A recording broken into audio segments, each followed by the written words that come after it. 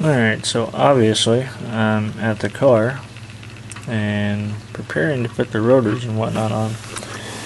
And what I've got here is the replacement Dorman brake line, which comes with the washers. You can see that. If anybody needs a part number. I've got brake pads. These are from a company called Auto Extra. They're just cheap pads, semi-metallic, but I'm not going to be doing any heavy driving at the moment. They're like eight or $10. Dust cap. I ordered it through Summit, but you can pick it up anywhere else, any auto parts store. Just for a couple bucks. This is my seal for the back of the rotors. When we get to that point, obviously there's that bracket that holds the line on that we cleaned up. These C-clips, the brake line, booster bolt or banjo bolt cleaned up, the washers and whatnot. So that all being said, now we're going to kind of do some creative engineering here. Long story short, after getting the spindle cleaned up really good and looking at it, I'm going to eventually have to replace this spindle. I don't like it. New spindles are in the plans down the road, but I wasn't planning on replacing them yet, so I'm going to try to make this work. And basically what's happened,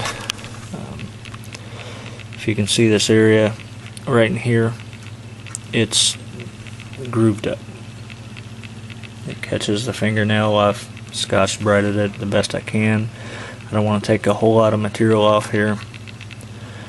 And as you can see, my new spindle nut has some marks, some tools on it, because basically from everything spinning and wobbling and moving, I had some flats on my threads. So in my creative engineering, I used the trick I learned from a old man in a machine shop I worked at.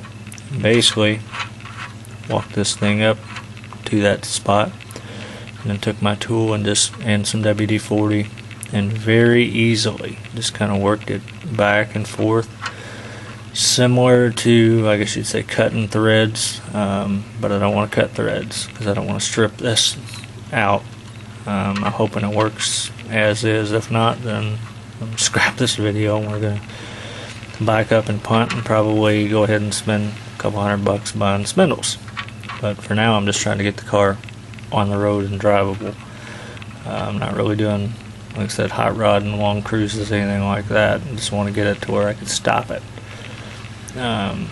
So anyway, spindles are in the works down the road, as is a Classic Performance parts stage 2 suspension kit with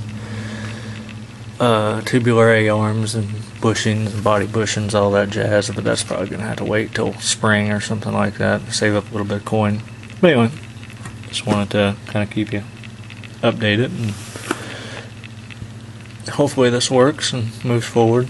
Have a caliper slide pin, if you want to call it that, in place. I didn't have the right size tap, not that the threads were stripped, I just wanted to clean them out. So what I did was just run that bolt in and out a few times, made sure it wasn't in a bind. Important thing with nuts and bolts, if they get, I mean, obviously you're not going to be able to turn them all by hand, especially if they get junk in the threads, but as far as cleaning threads or kind of straightening threads out like I did here, very easy. Don't put a lot of torque on them, just kind of ease into it. If it starts getting hard or something feels funny, stop, check it out. So let me get the rotor over here and bearings and whatnot and see how it fits, and if it's going to work, I'll continue the video.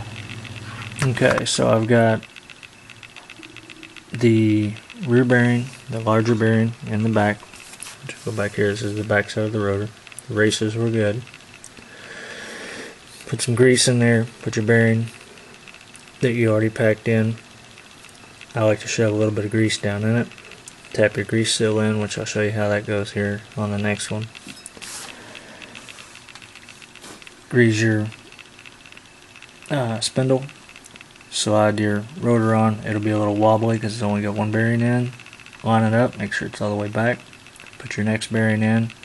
More grease on the race before you put that bearing in. Put the bearing in. The washer on. There's not a torque spec for your spindle nut that I've found. So what I've always been taught, and maybe you're wrong, maybe you're right, I don't know. You can check out other videos. Is just tighten that up till you get about one turn out of it. It's a little over a turn, but I don't want to over tighten them.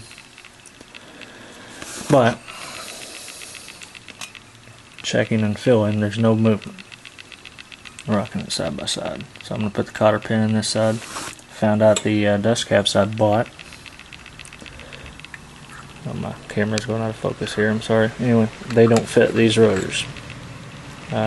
This is about a 290 thousandths cap or something like that, 2-inch something, 2 3/32 cap, a little big.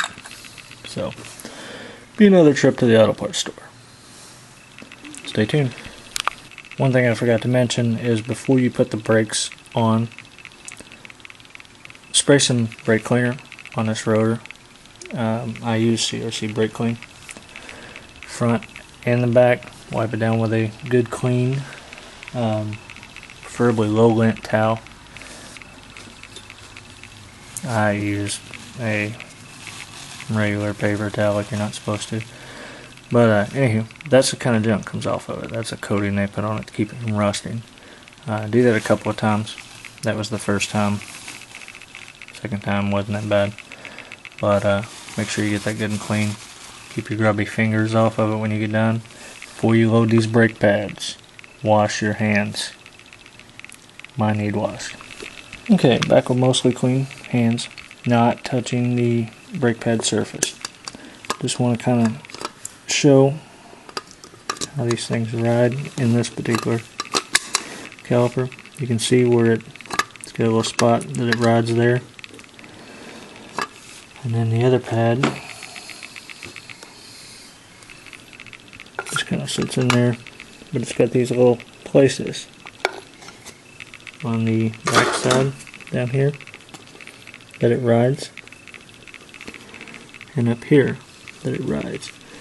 What that does is it allows, when you hit the brakes, these things to have a little bit of movement, clear dust and whatnot.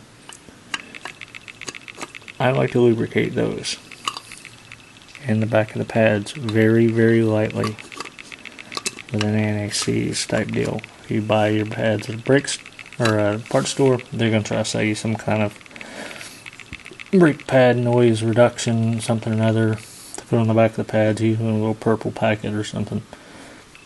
Basically the same thing as anti-seize. Don't get this stuff on the rotor. Don't get it on your pads. Your car will not stop. And this is just to kind of keep brake noise down.